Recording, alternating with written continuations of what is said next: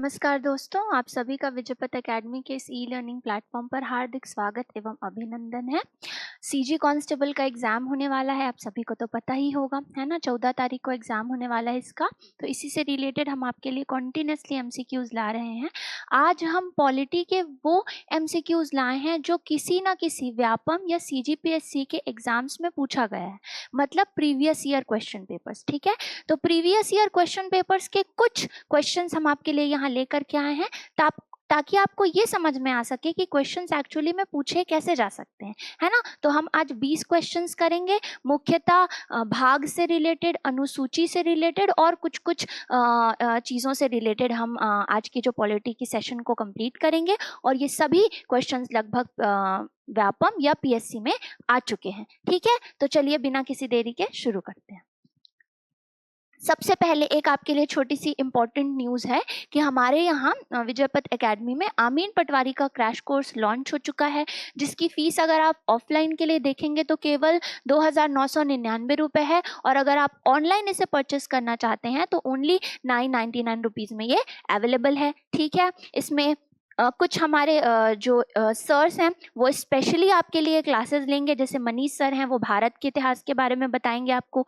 Mirza sir हैं, वो छत्तीसगढ़ के भूगोल की चर्चा करेंगे। और माधव सर हमारे गणित पढ़ाएंगे। ठीक है, तो ये दोनों चीज़ें हैं, ये आपको सीजीपीएससी प्री और व्यापम के बैचेस के बारे में बता रहा है, और ये आपको आमीन पटवारी के क्रैश कोर्स के बारे में बता रहा है। और ये जो बैचेस लगने वाले हैं पीएससी प्रीलिम्स और व्यापम के, वो आपके मॉर्निंग में 8 से 12 बजे तक लगने वाले हैं और इवनिंग में 4 से 8 बजे तक लगने वाले हैं। तो कोई भी आपको अगर जानकारी चाहिए तो आप इस नंबर पर कॉल करके हमसे संपर्क कर सकते हैं। तो चलिए अब क्वेश्चंस में आते हैं। पहला क्वेश्चन यहाँ पर बोल रहा है कि सुमेलित कीजिए, मैच द फॉलोइंग की बात यहाँ पर कर रहा है। ठीक है, तो संविधान का भाग यहाँ पर दिया हुआ है और यहाँ पर क्या है, उसका प्रावधान दिया हुआ है। ठीक, संविधान का भाग और यहाँ पर उसका प्रावधान यानी कि उसका प्रोविजन दिया हुआ है।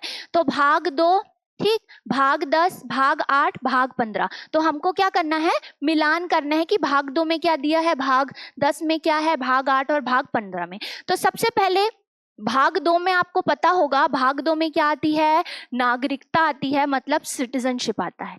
भाग 10 में क्या आता है, तो भाग 10 में आपका आता है अनुसूचित एवं अनुसूचित जाति और अनुसूचित जनजाति के क्षेत्र आते हैं। ठीक है, भाग 8 की अगर हम बात करते हैं तो भाग 8 में आता है संघ क्षेत्र, मतलब यूनियन टेरिटरी की बात यहाँ पर कर रहा है। भाग 15 की बात करते हैं तो भाग 15 में आता है निर्वाचन आयोग। इसका मतलब होगा 1 का 3, है ना। यहाँ पर आप देख लीजिएगा कौन सा है, ये आपके ऑप्शंस में रहेंगे। ठीक है, अच्छा, इससे रिलेटेड मैं कुछ और आपको जानकारी दे देती हूँ। जैसे यहाँ पर भाग 2 की बात करी गई है। ठीक है, भाग 2 में नागरिकता आता है। ये कहाँ से कहाँ तक आता है, आर्टिकल 5 से आर्टिकल 11 में नागरिकता की बात करी गई है। ठीक है, इसके बाद यहाँ पर क्या लिखा है, आपका भाग 8 लिखा है। ठीक है, भाग 8 जो है वो किससे रिलेटेड है, यूनियन टेरिटरीज से रिलेटेड है। इसमें 239 से लेकर के 242 तक का जो है वो आर्टिकल यहाँ पर आता है। ठीक है, इसके बाद अगर हम भाग 10 की बात यहाँ पर करी गई है तो भाग 10 की बात करते हैं तो भाग 10 में आता है 244 से लेकर के 244 ए तक के प्रावधान यहाँ पर आपको या आर्टिकल्स आपको यहाँ पर देखने को मिलते हैं। और अंततः भाग 15 है, तो भाग 15 आपको इलेक्शंस या निर्वाचन से रिलेटेड टॉपिक्स आपको देखने को मिलेंगे। और यहाँ पर है ये 324 से लेकर के 329 ए तक का आर्टिकल्स आता है। आपको आर्टिकल्स के रेंज भी याद रखने हैं, क्वेश्चंस पूछे जा सकते हैं कि कहाँ से कहाँ तक आर्टिकल्स आता है। तो ये क्वेश्चन हमारा कंप्लीट हुआ। ठीक है, आप मैच कर लीजिएगा कौन सा यहाँ पर आंसर है। चलिए आगे बढ़ते हैं। क्वेश्चन नंबर 2 देखिए, क्वेश्चन नंबर 2 में बोल रहा है, भारतीय संविधान के किस भाग में 3 सोपानों में पंचायतें बनाने की परिकल्पना करी गई है। मतलब यहाँ पर पंचायतों के गठन के बारे में कौन से भाग में बताया गया है। ठीक है, तो ये आपका भाग 9 में बताया गया है। क्या भाग 10, भाग 11 या भाग 12? तो सिंपल सी बात है कि पंचायतों के गठन के बारे में भाग 9 में यहाँ पर चर्चा करी गई है। तो भाग 9 के अगर हम आर्टिकल की बात करते हैं तो 243 ए से लेकर के 243 243O तक पंचायतों की गठन की बात करी गई है। अच्छा, अगर मैं भाग 9 के ए में बात करूं तो भाग 9 के ए में म्यूनिसिपैलिटीज की बात करी गई है। ठीक है, म्यूनिसिपैलिटीज की बात करी गई है और ये म्यूनिसिपैलिटीज की बात कहां से कहां तक करी गई है? 243P से लेकर के 243ZG तक करी गई है। ठीक है, उसके बाद में भाग 9 के बी में, मतलब ये कोऑपरेटिव सोसाइटी की बात करता है, सहायक समितियों की बात करता है, तो उसकी बात कहां से कहां तक करी गई है? 243ZH से 243ZT तक। ठीक है, तो ये आपका म्यूनिसिपैलिटी की बात करता है, म्यूनिसिपैलिटीज। ठीक है, और ये आपका कोऑपरेटिव सोसाइटी की बात करता है, या इसको हम सहायक समितियां भी कहते हैं। ठीक है, ये म्यूनिसिपैलिटीज और ये कोऑपरेटिव सोसाइटीज। ठीक है, तो भाग 9 के ए को याद रखिएगा, भाग 9 के बी को याद रखिएगा, और भाग 9 पंचायत से रिलेटेड है जो 243A से O तक के हैं। ठीक है, तो ये आपको याद रखना है। इसके बाद देखिए थर्ड क्वेश्चन, ये आपका CGPSC व्यापम के 2017 के एक एग्जाम में आया था। क्या बोला है? भारत के संविधान के किस अनुसूची में क्षेत्रीय भाषाओं को शामिल किया गया है? मतलब यहाँ पर रीजनल लैंग्वेजेस या ऑफिशियल लैंग्वेजेस की बात यहाँ पर करी जा रही है। 8वीं अनुसूची में, 7वीं अनुसूची में, 6ठी अनुसूची में, या उपरोक्त में से कोई भी नहीं। तो क्षेत्रीय भाषाओं की अगर हम बात करते हैं तो हम पढ़ते हैं 8th शेड्यूल को या 8वीं अनुसूची को। तो 8वीं अनुसूची में अगर हम मुख्यतः देखेंगे ना, तो देयर आर 22 लैंग्वेजेस या 22 भाषाएं आपको यहाँ पर देखने को मिलेंगी। ठीक है, तो 22 भाषाएं हैं हमारे यहाँ पर, 22 ऑफिशियल लैंग्वेजेस हैं जो 8वीं अनुसूची में शामिल है। 8वीं अनुसूची भाषा से रिलेटेड है। ठीक है, 7वीं अनुसूची जो है वो अलग अलग सूचियां जारी करती हैं, जैसे कि केंद्र की सूची रहेगी, है ना। यहाँ पर मैं बता देती हूँ आपको, 3 सूचियां हैं इसके अंतर्गत। केंद्र की सूची रहेगी, या इसको हम यूनियन लिस्ट कहते हैं। उसके बाद में यहाँ पर राज्य सूची रहेगी, जिसको हम स्टेट लिस्ट कहते हैं। और तीसरी रहेगी समवर्ती सूची। समवर्ती सूची जो होती है उसको हम क्या कहते हैं? कंकरेंट लिस्ट कहते हैं। तो यहाँ पर अपने अपने सब्जेक्ट्स जो हैं ये तीनों में डिवाइड हो गए हैं। केंद्र सूची के अंतर्गत कितने सब्जेक्ट्स आते हैं? 100 सब्जेक्ट्स आते हैं।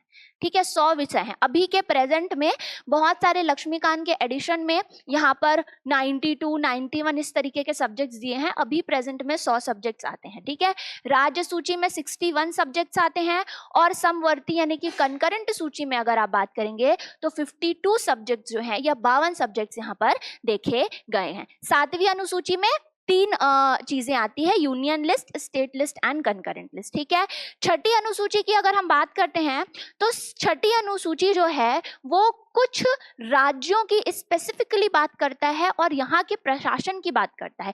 जैसे कौन कौन से राज्यों की बात करता है? मेघालय, ठीक है, असम, उसके बाद आएगा त्रिपुरा, है ना, और मिजोरम। इन कुछ राज्यों के प्रशासन की बात करता है। प्रशासन की बात करता है, कौन बात करता है? 6वीं अनुसूची। ठीक है, तो कुछ राज्यों को यहाँ पर जोड़ा गया है 6ठी अनुसूची में, और वहां से रिलेटेड प्रशासन की बात जो है वो 6th शेड्यूल में करी गई है। तो ये आपका थर्ड क्वेश्चन भी हो गया, और एक्स्ट्रा चीजें भी हमने इसमें काफी पढ़ ली। इसके बाद 4th क्वेश्चन देखिए, जो आपका ADH 2017 में आया हुआ है। निम्नलिखित में से किस अनुसूची का संबंध राजनीतिक दल बदल से है? इंपॉर्टेंट है ये क्वेश्चन, बार बार पूछा जाता है, राजनीतिक दल बदल। ठीक है, तो देखिए पहला आएगा 7वीं अनुसूची में है क्या? तो नहीं, हमने तो अभी 7वीं अनुसूची पढ़ी। 9वीं अनुसूची में है क्या? 10वीं अनुसूची, या उपरोक्त में से कोई नहीं। तो ये जो दल बदल कानून की यहाँ पर बात करी गई है, एंटी डिफेक्शन लॉ की जिसमें बात करी गई है, तो वो जो है वो 10वीं अनुसूची में आता है। ठीक है, तो 10वीं अनुसूची में दल बदल विरोधी कानून की यहाँ पर बात करी गई है। ठीक है, जो 52nd कॉन्स्टिट्यूशनल अमेंडमेंट एक्ट के अंतर्गत आया था 1985 1985 में। 1985 में दल बदल विरोधी कानून लाया गया था जो 52वें संविधान संशोधन के अंतर्गत लाया गया था। ठीक है। अच्छा, जो 9वीं अनुसूची है, ये 9th शेड्यूल है, इसमें क्या बोला गया है? इसमें ऐसे कानूनों को रखा गया है जो न्यायिक समीक्षा से बचे हों। मतलब कि समझिएगा, ऐसे कानून जिनको न्यायिक समीक्षा से बचाना हो। तो गवर्नमेंट अगर किसी भी कानून को जुडिशियल रिव्यू से बचाना चाहती है तो उन सभी कानूनों को 9th शेड्यूल में वो डाल देती है। और ये कब आया था? ये फर्स्ट कॉन्स्टिट्यूशनल अमेंडमेंट एक्ट के अंतर्गत आया था। जब संविधान में पहली बार संशोधन किया गया था तब इस 9th शेड्यूल में ये प्रोविजन को जोड़ा गया था कि 9th शेड्यूल वो शेड्यूल रहेगा या वो अनुसूची रहेगी जिसमें ऐसे एक्ट्स लाए जाएंगे या ऐसे कानून होंगे जो पूरी तरीके से न्यायिक समीक्षा से जो होंगे वो बचे रहेंगे या जुडिशियल स्क्रूटिनी से बचे रहेंगे। ठीक है। तो 9th शेड्यूल हमने देख लिया, 7वीं अनुसूची हमने ऑलरेडी पिछले स्लाइड में देख ली है। आगे बढ़िए, क्या बोल रहा है? फिफ्थ क्वेश्चन में बोला है भारतीय संविधान की तीसरी अनुसूची किससे संबंधित है? 3rd शेड्यूल किससे रिलेटेड है आपको पूछ रहा है। तो राज्यसभा में प्रतिनिधित्व से, क्या शपथ तथा प्रतिज्ञापन से, भाषाओं से या महत्वपूर्ण पदाधिकारियों के वेतन से? तो इसका आंसर 3rd शेड्यूल में हो जाएगा, शपथ तथा प्रतिज्ञापन से रिलेटेड है। मतलब यहाँ पर ओथ एंड एफर्मेशंस। ठीक है, ओथ एंड एफर्मेशंस मतलब कि शपथ और प्रतिज्ञापन से रिलेटेड है। अच्छा, जो तीसरी आपकी अनुसूची है उसमें बहुत सारी चीजें ना मेंशन्ड करी गई है, तो आपको उसको याद रखना है कि क्या क्या बातें तीसरी अनुसूची में करी गई है। तो मैं आपको इसके लिए एक कीवर्ड बताती हूँ, इसमें आप याद रखिएगा जस्ट टू सी एम। एक ट्रिक है, इसके माध्यम से हम तीसरी अनुसूची के प्रावधान को याद कर सकते हैं। ये इंग्लिश में है, इसको आप हिंदी में भी याद कर सकते हैं। समझिएगा, ये जस्ट से याद रखिएगा जजेस of supreme court and high court. ठीक है, हाई कोर्ट और सुप्रीम कोर्ट के जो भी न्यायाधीश रहेंगे वो आ जाएंगे दोनों। ठीक है, 2CM का मतलब यहाँ पर याद रखिएगा 2 बार C लिखिए और 2 बार M लिखिए। ठीक है, पहले C में आएगा CAG, controller and auditor general, CAG आएगा। दूसरे C में आएगा candidates of state and centre.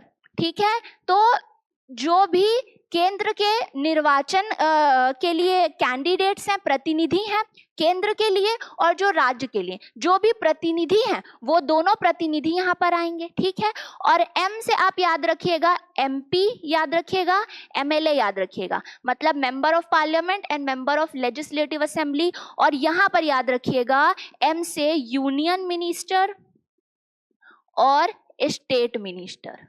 ठीक है, मिनिस्टर, तो M से यहाँ पर मिनिस्टर याद रखिएगा, केंद्र के मंत्री और राज्य के मंत्री। तो जस्ट 2CM से आप याद रख सकते हैं कि तीसरी अनुसूची में किनके किनके शपथ और प्रतिज्ञापन की बात करी गई है। J से याद रखिएगा कि सुप्रीम कोर्ट और हाई कोर्ट के जजेस की बात करी गई है। पहले C से याद रखिएगा कैग, दूसरे C से याद रखिएगा कैंडिडेट्स जो इलेक्शन के लिए खड़े हुए हैं। M से पहले M से याद रखिएगा MP और MLA, और दूसरे M से याद रखिएगा दोनों मिनिस्टर, मतलब केंद्र के मिनिस्टर और राज्य के मिनिस्टर। ऐसे मैंने याद किया है, आपको जैसे सुविधा हो आप ऐसे याद कर सकते हैं। ठीक है, तो ये आपका आ जाता है तीसरी अनुसूची की बात। भाषाओं की बात हमने देख ली है, 8th शेड्यूल में हम भाषाओं की बात करते हैं या 8वीं अनुसूची में हम भाषाओं की बात करते हैं। ठीक, ये हो गया। आगे बढ़ते हैं, 6th क्वेश्चन देखिए। 6th क्वेश्चन में क्या बोला है? भारत में संविधान की 4थी अनुसूची में निम्नलिखित में से किस संबंध में प्रावधान किया गया है? 4th शेड्यूल की बात करी जा रही है। ऑप्शन में देखिए, केंद्र राज्य में शक्ति का वितरण किया गया है क्या? भूमि सुधार कानून की बात, राज्यों को राज्यसभा की सीटों का आवंटन या अनुसूचित क्षेत्र का प्रशासन यहाँ पर है। तो इसमें से कौन सा आपका आंसर आएगा? तो 4th शेड्यूल में आता है राज्यों को राज्यसभा की सीटों का आवंटन। ठीक है, तो राज्यसभा में जो भी सीट्स का एलोकेशन होता है वो बेसिकली 4th शेड्यूल के अंतर्गत आता है। ठीक है, केंद्र और राज्य की शक्तियों का पृथक्करण अभी हमने देखा 7वीं अनुसूची में आती है। है ना, 7th शेड्यूल में आता है। भूमि सुधार कानून 9वीं अनुसूची में आती है। ये वाला जो है ये हमने देखा कि 4थी अनुसूची में आती है, ठीक है। और आपका अनुसूचित क्षेत्र का प्रशासन अगर हम यहाँ पर देखते हैं तो ये आपकी 5वीं अनुसूची में आती है। 5वीं अनुसूची में अनुसूचित क्षेत्र का प्रशासन आता है, जहां पर शेड्यूल एंड ट्राइबल एरिया से रिलेटेड आपको एडमिनिस्ट्रेशन देखने को मिलेगा। ठीक हो गया। इसके बाद देखिए 7वां क्वेश्चन, ये आपका एडीओ में आया हुआ है, 2013 का क्वेश्चन है ना। कैबिनेट मिशन योजना के अनुसार संविधान सभा में कुल कितने सदस्य थे? 385, 409, 429 और 505। तो अगर हम यहाँ पर इसको कोई ऑथेंटिक सोर्स से अगर हम देखते हैं ना, तो इसका आंसर जनरली है 389। 385 नहीं है, 389 है। लक्ष्मीकांत जैसे बुक्स में भी 389 ही दिया गया है, ठीक है। तो कैबिनेट मिशन योजना के अंतर्गत संविधान सभा में कितने सदस्य थे? तो संविधान सभा में जो है वो 389 सदस्य थे। इसमें से अगर हम यहाँ पर देखते हैं तो 296 सदस्य किसमें से थे? प्रांतों के थे, ब्रिटिश प्रोविंस के थे, और 92 जो सदस्य थे वो रियासतों के थे, रियासतों के थे, ठीक है, रियासतों के थे। 93 सदस्य जो थे वो रियासतों के थे, ठीक है। तो 296 सदस्य प्रांतों के थे और 93 सदस्य आपके रियासतों के थे। तो टोटल आपका यहाँ पर कर लीजिए, ये आपका हो जाता है 389, ठीक है। तो ये याद रखिएगा। प्रांतों से अगर हम यहाँ पर देखेंगे तो जो इलेक्शन हो रहा था वो इनडायरेक्ट इलेक्शन हो रहा था, ठीक है, अप्रत्यक्ष रूप से इलेक्शन हो रहा था। और रियासतों से नॉमिनेशन हो रहा था, उनको चुना जा रहा था, उनको इलेक्ट नहीं किया जा रहा था। ये चीज हम पढ़ते हैं डिटेल में जब हम संविधान सभा के बारे में पढ़ते हैं, तो ठीक है। अब यहाँ पर देखिए आगे, हाँ 8th क्वेश्चन देखेंगे। 8th क्वेश्चन भी आपका सीएमओ के एग्जाम में आए हैं 2010 के। कथन बोला गया है 26 जनवरी 1950 को भारतीय संविधान लागू हुआ था। पहला कथन है ये। कारण बताया गया है, उसका रीजन बताया गया है कि 26 जनवरी 1930 को कांग्रेस ने भारत का पहला स्वतंत्रता दिवस मनाया था। तो ऑप्शन देखिए क्या हो सकता है? कथन और कारण दोनों सत्य है तथा कथन कारण को स्पष्ट करता है। कथन और कारण दोनों सत्य है, परंतु कारण कथन को स्पष्ट नहीं करता है। कथन सत्य है, कारण गलत है, और डी ऑप्शन है, कथन गलत है, कारण सही है। तो इसका आंसर हो जाएगा ए, कथन और कारण दोनों सही हैं और कथन कारण को स्पष्ट करता है। मतलब कि एजर्शन और रीजनिंग दोनों सही हैं और ये जो रीजन है वो एजर्शन को क्लियर करता है। तो देखिए जो 26 जनवरी था, है ना, 1930, इस दिन पहली बार जो है वो फर्स्ट इंडिपेंडेंस डे यहाँ पर आपका मनाया गया था। पहली बार स्वतंत्रता इंडिपेंडेंस डे मनाया गया था, ठीक है। और इससे जस्ट पहले जो हुआ था वो दिसंबर का 1929 का कांग्रेस का सेशन हुआ था। कांग्रेस का लाहौर अधिवेशन हुआ था, लाहौर का सेशन हुआ था, और इसमें बोला गया था कि अब हमको क्या चाहिए? अब हमको पूर्ण स्वराज चाहिए, ठीक है। तो जो लाहौर का अधिवेशन हुआ था, जिसकी अध्यक्षता किसने करी थी? इसकी अध्यक्षता की थी हमारे जवाहरलाल नेहरू। जवाहरलाल नेहरू ने इसकी अध्यक्षता करी थी और इसके अंतर्गत कहा गया था कि अब हमको पूर्ण स्वराज चाहिए। और 26 जनवरी 1930 के दिन पहली बार हमने स्वतंत्रता दिवस मनाया था। और 26 जनवरी 1930 के बाद ही फिर आपका सविनय अवज्ञा आंदोलन जो है वो 1930 के 12 मार्च से शुरू हो जाता है। 12 मार्च 1930 जब दांडी मार्च शुरू होता है तो सविनय अवज्ञा आंदोलन भी शुरू हो जाता है, ठीक है, आंदोलन भी शुरू हो जाता है। तो ये हमने थोड़ी सी हिस्ट्री की बात यहाँ पर कर ली, ठीक। चलिए यहाँ तक आपको समझ आया होगा, इसका आंसर होगा ए। आगे देखिए क्या बोल रहा है 9th क्वेश्चन। 9th क्वेश्चन बोल रहा है पंडित जवाहरलाल नेहरू ने उद्देश्य प्रस्ताव को कब जो है वो प्रस्तुत किया था? मतलब ऑब्जेक्टिव रिजोल्यूशन, ऑब्जेक्टिव रिजोल्यूशन। तो ऑब्जेक्टिव रिजोल्यूशन कब इनके द्वारा लाया गया था? 9 दिसंबर 1946, 11 दिसंबर 1946, 13 दिसंबर और 22 दिसंबर 1947। तो इसका आंसर आपका हो जाएगा आपका 13 दिसंबर 1946। ठीक है, तो 13 दिसंबर 1946 के दिन जो है वो पहली बार उद्देश्य प्रस्ताव जो है वो जवाहरलाल नेहरू के द्वारा लाया गया था, और 13 दिसंबर को ही बिना किसी भी जो है वो ऑब्जेक्शन के, बिना भी किसी भी विरोध के इसको जो है वो पूरी तरीके से क्या कर दिया गया था, पास कर दिया गया था। और यही उद्देश्य प्रस्ताव बाद में प्रस्तावना बनता है। हमारे संविधान की जो प्रस्तावना है या जो प्रियम्बल है वही उद्देश्य प्रस्ताव बाद में प्रस्तावना का जो है वो रूप लेता है। ठीक है, 9 दिसंबर को क्या हुआ था, 9 दिसंबर को संविधान सभा का गठन हुआ था। ठीक है, सेटअप हुआ था ऑफ कॉन्स्टिट्यूएंट असेंबली। ठीक है, संविधान सभा का गठन हुआ था। अच्छा, संविधान सभा के पहले अस्थायी अध्यक्ष कौन थे, तो अस्थायी अध्यक्ष थे डॉक्टर सच्चिदानंद सिन्हा जी। ठीक है, उसके बाद स्थायी अध्यक्ष कौन थे संविधान सभा के, तो स्थायी अध्यक्ष थे डॉक्टर राजेंद्र प्रसाद। ठीक है, डॉक्टर राजेंद्र प्रसाद, इतना हमको याद रखना है। ठीक, और संविधान सभा हमारे भारत के पहले संसद के रूप में भी जो है वो कार्य कर रहा था 1946 से 1950 तक। क्यों? क्योंकि हमारा उस समय जो है वो संविधान नहीं बना था, और संविधान बनने से पहले तक संसद का जो कार्य था वो कौन कर रहा था, हमारा संविधान सभा। तो ऐसा कहा जाता है कि हमारे भारत का पहला संसद हमारी संविधान सभा ही थी। ठीक,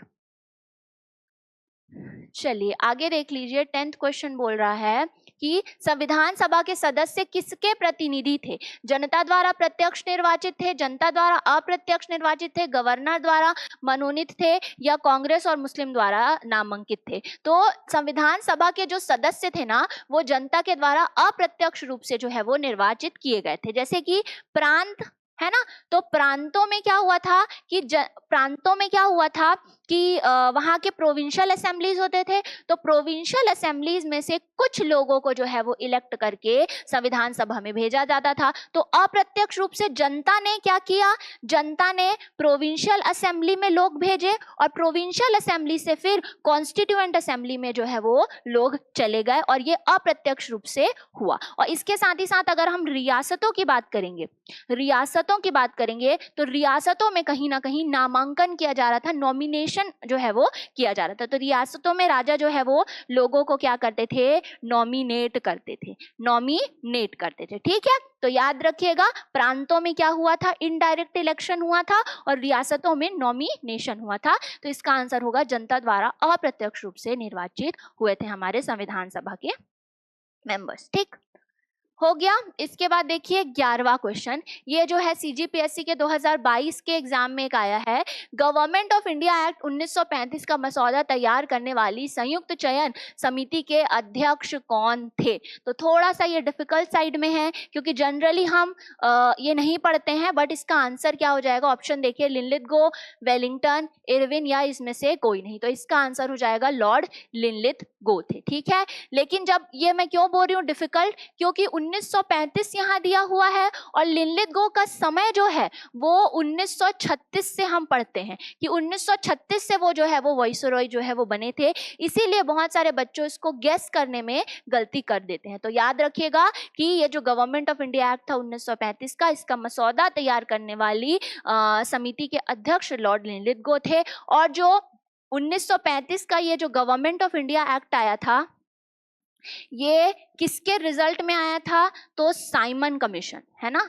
साइमन कमीशन ने अपना रिपोर्ट सबमिट किया, और उसी के ही परिणाम स्वरूप जो है वो गवर्नमेंट ऑफ इंडिया एक्ट जो है वो लाया गया था 1935 का। और गवर्नमेंट ऑफ इंडिया एक्ट 1935 का आया, इससे हमारे संविधान ने बहुत सारी क्या बोल सकते हैं, बहुत सारे प्रावधान जो हैं इसी एक्ट से इंस्पायर होकर के लिए हैं। इसीलिए ये जो हमारा 1935 का गवर्नमेंट ऑफ इंडिया एक्ट है, इसको एक फोटोकॉपी भी बोला जाता है हमारे संविधान का। मतलब कि संविधान ने कहीं ना कहीं कॉपी पेस्ट कर लिया है 1935 के एक्ट को, ऐसा भी इसमें कहा जाता है। ठीक,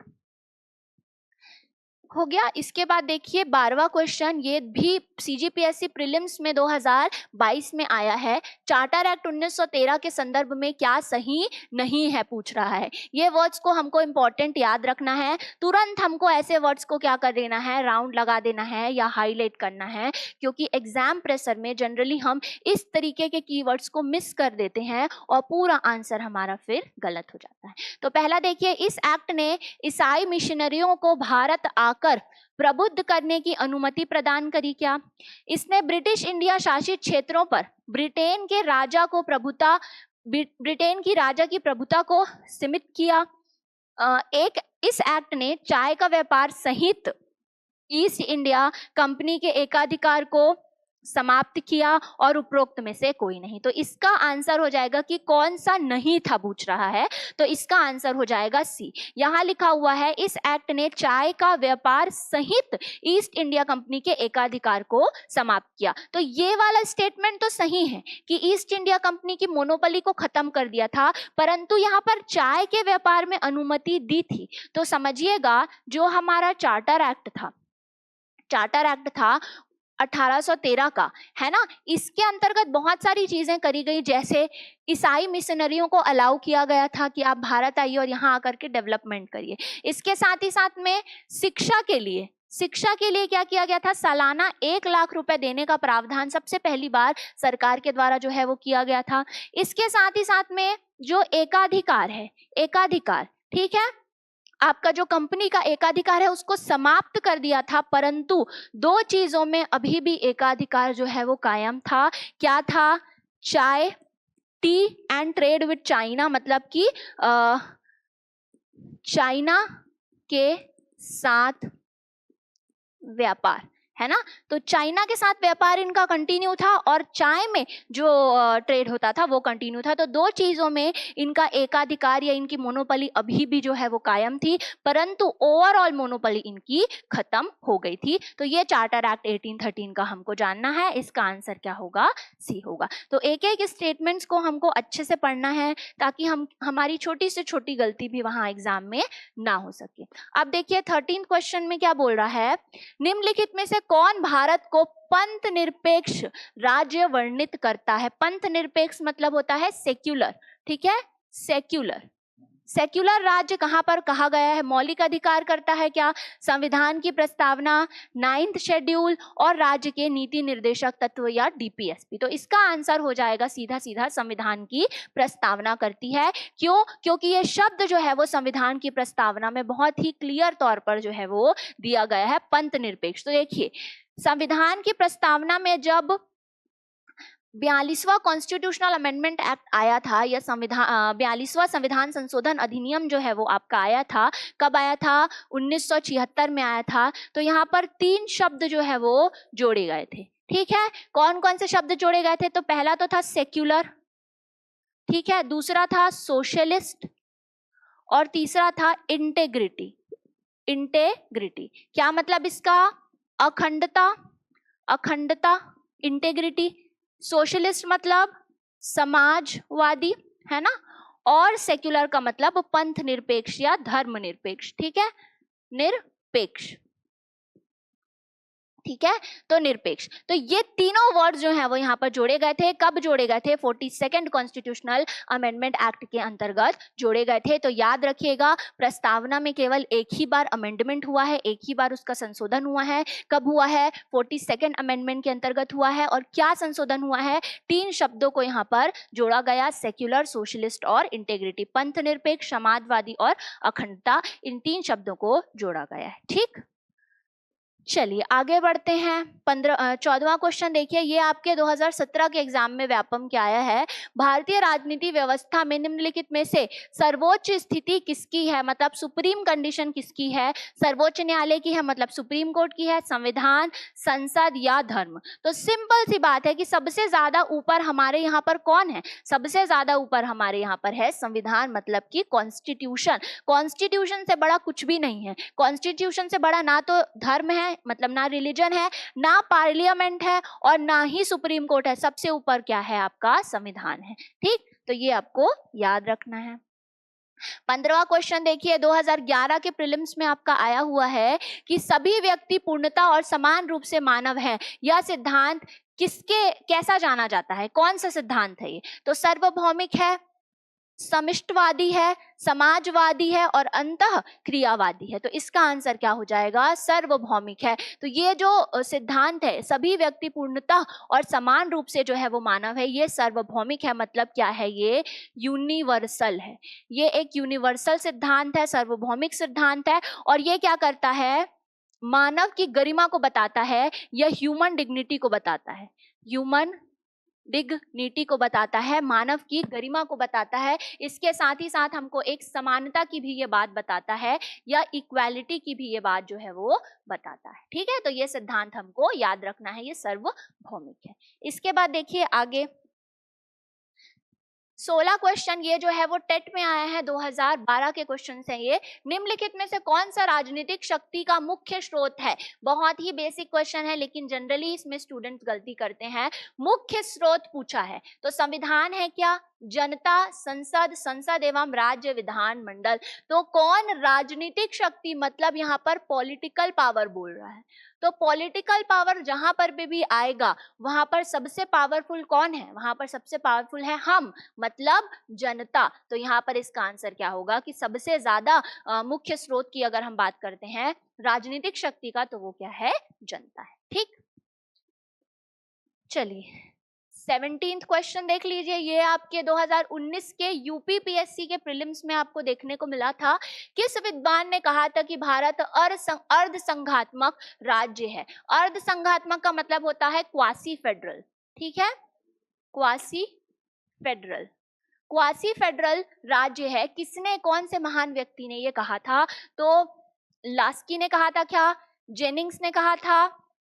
ब्राइन ने कहा था? या केसी वियरे ने कहा था? केसी वियरे ने कहा था। तो इसका आंसर क्या हो जाएगा? केसी वियरे ने कहा था। केसी वियरे ने कहा था कि हमारा जो भारत का संविधान है वो कैसा है? क्वासी फेडरल है, मतलब कि अर्ध संघात्मक है, पूर्ण तरीके से ये संघात्मक नहीं है। क्यों नहीं है? कुछ कुछ अगर मैं इसके कारण बताऊं, है ना। अर्ध संघात्मक है मतलब पूरी तरीके से केंद्र को अधिकार प्राप्त नहीं है। अगर संघात्मक बोल देते तो पूरी तरीके से केंद्र को अधिकार प्राप्त रहता और राज्यों को बिल्कुल भी अधिकार प्राप्त नहीं रहता। इसीलिए इसको अर्ध संघात्मक कहा गया है। इसके कुछ कुछ कारण है, जैसे हमारे यहाँ पर लिखित संविधान उपलब्ध है। पहला लिखिए कि लिखित संविधान, हमारे यहाँ पर लिखित संविधान है, मतलब रिटन कॉन्स्टिट्यूशन है। और इसी संविधान के अंतर्गत केंद्र की और राज्य की दोनों की शक्तियां प्रॉपर तौर से जो है वो डिवाइड कर दी गई है। किसके अंतर्गत?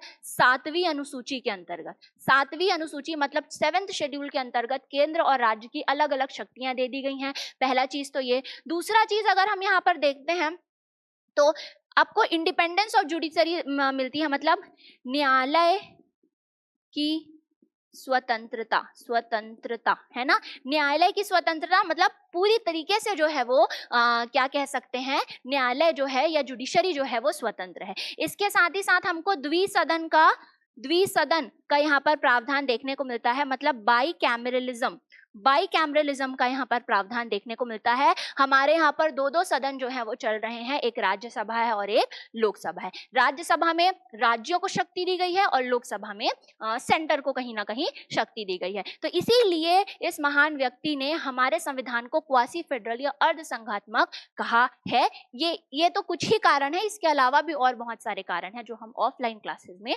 डिटेल में देखते हैं। ठीक, तो अगर आपको हमारे कॉन्स्टिट्यूशन का कोर्स लेना हो, है ना, तो हमारी एकेडमी को आप विजिट करिए या हमारे दिए गए नंबर्स में कांटेक्ट करिए, तो हम आपको पूरी तरीके से कॉन्स्टिट्यूशन के कोर्स को प्रोवाइड करवा देंगे डिटेल में। ठीक है, चलिए नेक्स्ट देखते हैं। 18th क्वेश्चन क्या बोल रहा है? भाषा के आधार पर राज्यों के गठन के लिए राज्य पुनर्गठन आयोग की स्थापना, ये स्थापना होगी, कब की गई थी? तो राज्यों के भाषा के आधार पर राज्यों के पुनर्गठन के लिए राज्य पुनर्गठन आयोग की स्थापना कब करी गई थी? तो 1856, 1956, 1957 या इनमें से कोई नहीं। तो इसका आंसर हो जाएगा इनमें से कोई नहीं। क्यों? क्योंकि जो राज्य पुनर्गठन आयोग है, राज्य पुनर्गठन आयोग, राज्य पुनर्गठन आयोग है, इसकी स्थापना करी गई थी 1953 में, है ना। 1953 में इसकी स्थापना करी गई थी। इसके बाद ये 2 साल तक इसने कार्य किया, 2 साल तक इसने कार्य किया और इसने देखा कि हमारे भारत को क्या चीज की आवश्यकता है। फिर अंततः 1955 में इसने अपनी रिपोर्ट जो है वो राज्य पुनर्गठन आयोग ने सबमिट करी और उसके बाद 1956 में जो है वो राज्य पुनर्गठन अधिनियम आता है। इसको लिख लीजिए, राज्य पुनर्गठन अधिनियम, है ना, ये इंपॉर्टेंट है। राज्य पुनर्गठन अधिनियम आता है और इसके बाद भाषा के आधार पर हमारे देश में राज्यों का जो है वो विभाजन हो जाता है। स्टेट रीऑर्गेनाइजेशन एक्ट आता है 1956 का। तो इसका आंसर क्या हो जाएगा, 1953 हो जाएगा। अगर डेट की बात करते हैं हम तो 22 दिसंबर को इसका गठन हुआ था, 22 दिसंबर 1953। ठीक, तो ये हो गया आपका 18वां क्वेश्चन।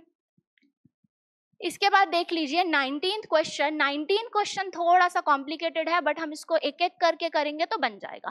भारतीय संविधान के स्रोतों के विषय कौन कौन से हैं, मतलब मैच द फॉलोइंग बोल रहा है कि कौन कौन से जो संविधान के मुख्य प्रावधान है वो कौन कौन से देशों से यहाँ पर लिए गए हैं। ठीक है, तो देखिए गणतंत्र मतलब रिपब्लिक विधि द्वारा स्थापित होगा ये प्रक्रिया, संशोधन प्रक्रिया, समवर्ती प्रक्रिया, राज्यसभा में सदस्यों का नामांकन या संविधान की सर्वोच्चता। ठीक है, तो गणतंत्र यानी कि रिपब्लिक होता है। तो रिपब्लिक का जो कॉन्सेप्ट है वो कहाँ से लिया गया है, वो फ्रांस से लिया गया है। तो कुछ शब्द आते हैं, है ना, जैसे लिबर्टी है, रिपब्लिक है, डेमोक्रेसी है, फ्रीडम है, इस तरीके के जो शब्द हैं वो कहाँ से लिए गए हैं, फ्रांस से लिए गए हैं या फ्रेंच रिवॉल्यूशन से लिए गए हैं। विधि द्वारा स्थापित प्रक्रिया मतलब प्रोसीजर एस्टैब्लिश्ड बाय लॉ। तो ये जो प्रक्रिया है ये कहाँ से ली गई है, जापान के संविधान से ली गई है। संशोधन प्रक्रिया मतलब अमेंडमेंट का जो प्रावधान है जो हमारे संविधान के आर्टिकल 368 के अंतर्गत आता है। तो जो संविधान में जो संशोधन की बात करी गई है वो कहां पर करी गई है या कौन से संविधान से ली गई है, दक्षिण अफ्रीका के संविधान से ली गई है। उसके बाद में समवर्ती प्रक्रिया या कॉन्करेंट लिस्ट का जो प्रावधान है हमारे यहाँ पर वो कहां से लिया गया है, तो वो लिया गया है आपके ऑस्ट्रेलिया के संविधान से। ठीक है, याद रखिएगा, इसको जनरली बच्चे भूल जाते हैं। फिर राज्यसभा में सदस्यों का नामांकन मतलब नॉमिनेशन, राज्यसभा के लिए जो नॉमिनेशन होता है उसका प्रावधान कहां से लिया गया है, आयरलैंड से लिया गया है। और संविधान की सर्वोच्चता मतलब सुप्रीमेसी ऑफ कॉन्स्टिट्यूशन की जो बात करते हैं वो कहां से आया है, हमारे अमेरिका से आया है। ठीक है, इतनी सारी चीजें याद रखनी है और कुछ कुछ याद रख लो। अमेरिका से प्रस्तावना भी लिया गया है, प्रस्तावना का जो कॉन्सेप्ट है वो अमेरिका से लिया गया है। आयरलैंड से हमारे डीपीएसपी लिए गए हैं, राज्य के नीति निर्देशक तत्व। अमेरिका से फंडामेंटल राइट या मौलिक अधिकार के कंसेप्ट जो है वो लिए गए हैं। फंडामेंटल ड्यूटीज या मौलिक कर्तव्य जो है वो यूएसएसआर से यानी कि जो आज का रशिया है वहां से लिया गया है। आपातकाल जो है, आपातकाल इमरजेंसी, उसका प्रावधान कहां से लिया गया है, आपका जर्मनी से लिया गया है। ठीक है, जर्मनी से लिया गया है। तो ये कुछ कुछ चीजों को हमको याद रखना है, क्वेश्चंस आपके पूछे जाते हैं, आप देख लीजिएगा और इसको मैच कर लीजिएगा। ये हमने कर लिया कंप्लीट। ठीक है, लास्ट क्वेश्चन आज के सेशन का हम देख लेते हैं, 20th क्वेश्चन जो आपके 2018 के व्यापम के पेपर में आया है। विधि द्वारा स्थापित प्रक्रिया के संदर्भ में प्रक्रिया कैसी होनी चाहिए। तो ये जो प्रोसीजर एस्टैब्लिश्ड बाय लॉ है वो एक्चुअली में किस तरीके का प्रोसीजर होना चाहिए, प्रक्रिया कैसी होनी चाहिए, इसे रिजू होना चाहिए क्या, इसे न्यायपूर्ण होना चाहिए, इसे युक्ति युक्त होना चाहिए और इसे वैधानिक होना चाहिए। तो इसका आंसर हो जाएगा चारों, मतलब ए बी सी डी। तो जो विधि द्वारा स्थापित प्रक्रिया है वो सभी इन सभी कैटेगरीज को जो है वो फिल करनी चाहिए। ठीक है, तो ये हमने आज 20 क्वेश्चंस जो हैं वो देखे हैं। आप मुझे कमेंट सेक्शन में बताएंगे कि 20 में से आपके कितने आए। इसके साथ ही साथ अगर आपको और प्रीवियस ईयर क्वेश्चंस चाहिए होंगे और अलग अलग टॉपिक में अगर हम पॉलिटी की बात करें तो उसके लिए भी आप कमेंट करिए। और हमारे सेशंस आपको कैसे लगते हैं इसके बारे में भी बताइए। अगर आपको ये पसंद आता है तो ज़्यादा से ज़्यादा इसे शेयर करिए, लाइक करिए और हमारी एकेडमी के चैनल को सब्सक्राइब करिए। बहुत बहुत धन्यवाद।